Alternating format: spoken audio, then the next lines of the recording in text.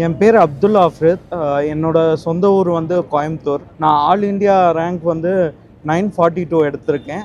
அதுக்கப்புறம் பிடபிள்யூடி என்னோட கேட்டகரியில் வந்து ஆல் இண்டியா லெவலில் செகண்ட் பிளேஸ் வந்து எடுத்திருக்கேன். நான் முதல்வன் ஸ்கீமை பொறுத்த வரைக்கும் பார்த்தீங்கன்னா எனக்கு ப்ரிலிம்ஸ் பாஸ் பண்ணதுக்கு 25,000ம் மெயின்ஸ் பாஸ் பண்ணும்போது 50,000ம் வந்து கொடுத்தாங்க.